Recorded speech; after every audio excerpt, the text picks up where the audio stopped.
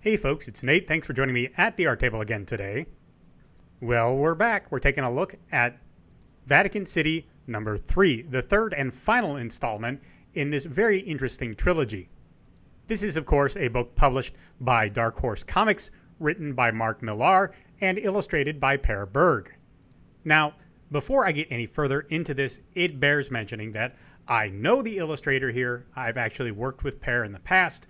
I think he's a good guy, and I like all of his work, which is why I picked up this book in the first place. Am I a little biased, then, in this review? Probably so. Best you keep that in mind. Now, this is the third and final book in the series, and that makes it kind of difficult to review.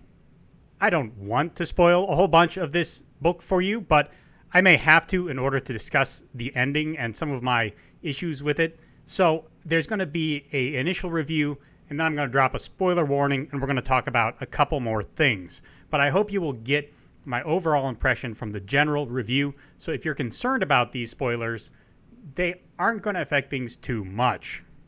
I also do kind of have to spoil the previous book just to discuss what's going on here. So if you're not following this series book by book, really you're honestly better off looking at my earlier reviews. And if that doesn't give you a clear idea of what I think and who's going to appreciate this book and whether that applies to you, come back here and we'll discuss the ending some, and hopefully that will give you a clearer picture. So, okay, where do we end up in this series?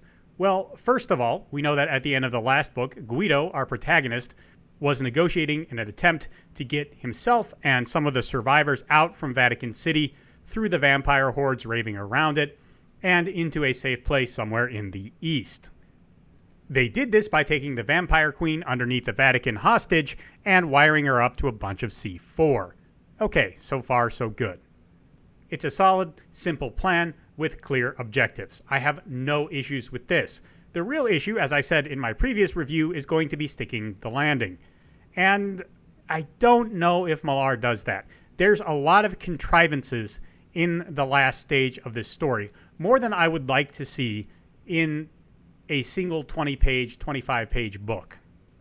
The vampires essentially use some of the things they've already done, things we saw them do in the first book, to exploit emotional weaknesses in the humans, and this causes them to take unadvisable actions. And if that's all it was, it wouldn't bother me so much. It's just that the cause and effect here the initial cause and effect is not as solid as I would like it.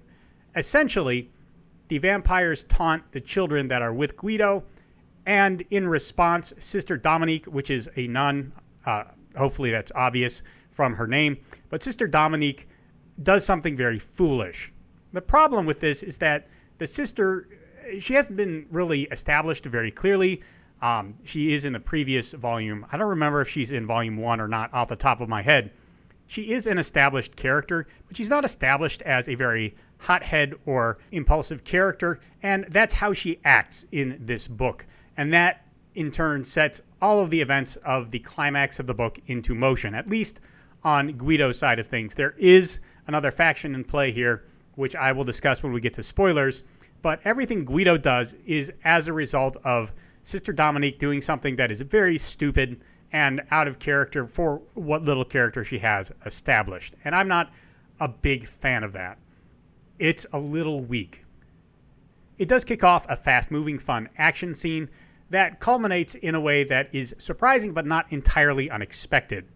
And it leaves our surviving protagonists in a pretty interesting spot at the end of the story. It's not exactly a satisfying ending, but it makes sense for the position the characters are in, and I think anything more than what we actually get would have been immersion breaking, given what we've seen up to that point in the story. So we really just have this one deeply out of character action that I really didn't like in the book. The problem is most of the events of the second half or final third of the book, give or take, all hinge on this one decision. And that does make it kind of upsetting. It's not the strongest ending I've ever seen, but it's a pretty good one. I can't complain too much about it. There is also one thing where the mechanics I don't think they check out, but I'm okay with giving those a pass for reasons I will talk more about when we get into spoiler territory. As usual, Narwhal's art is really good here. That is to say, Per Berg. Narwhal Books is his own publishing label, and he went by the handle Narwhal on the internet for a long time, so sometimes I interchange those two names. But if you hear me say that, they're the same person. So Narwhal's art continues to be very dynamic, very engaging on the page. It leads the eye very well, and it has a great way of conveying the action and the violence of this scenario without being over the top and in your face in a way that I personally feel often breaks the serious mood of these kind of high stakes action scenes. I understand a lot of that is very subjective, so your mileage is probably going to vary on this one. But if you're up to this point in the series, you already know what you're going to get, and you know whether you like it or not. Per also does the covers for these books, so if you look at those and you think, nah, I couldn't read a whole book of that, well, you know whether you're going to like the interiors as well.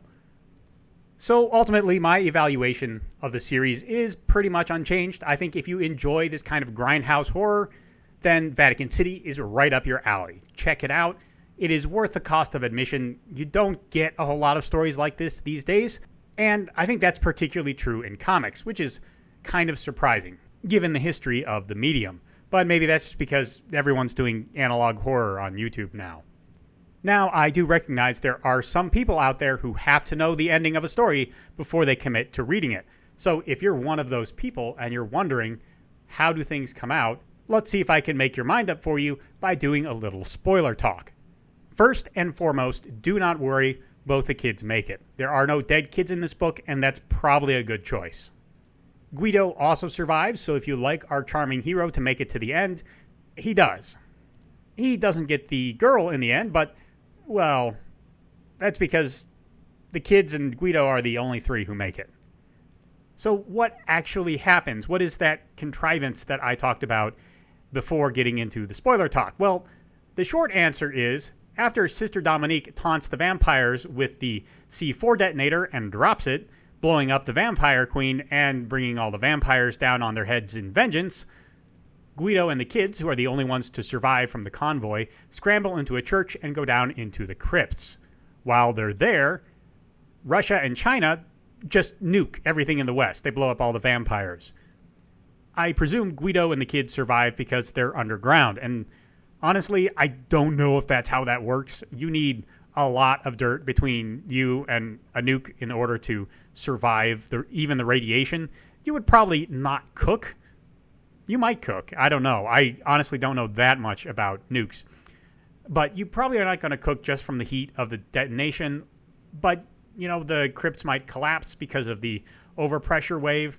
And like I said before, radiation may just fry you. So it's a bit of a contrivance. They are praying at the time, and maybe we're intended to believe this is a miracle.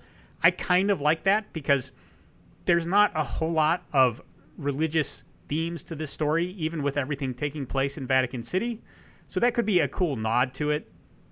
And then once everything is over, Guido and the kids pop out of the crypts almost right away, and they start making their way towards a place where civilization may still exist. And again, after nukes go off, you've still got a lot of radiation. They're probably going to die in a realistic world without vampires. But in the fiction, I can kind of forgive this ending. It's a very sensible, middle-of-the-road ending. It doesn't quite hold together under the lens of realism, but it does play out about as optimistically as you could hope for in this situation, and I kind of like that. Whether it's going to be your bag, I don't know. I can't speak for everyone on the internet. You're just going to have to guess based on what I've told you. Now, if you were worried, given that there's this vampire queen buried under the Vatican, and it takes place in the Vatican, and there's all these possibilities of weird religious commentary coming in, none of that is here. The Pope doesn't even appear in any of these books, which I think is kind of a strange choice. I mean, the story is set in Vatican City, and the Pope is the most important guy there. But clearly in this story, the most important bit is the vampire queen, or maybe Guido, depending on how you look at it.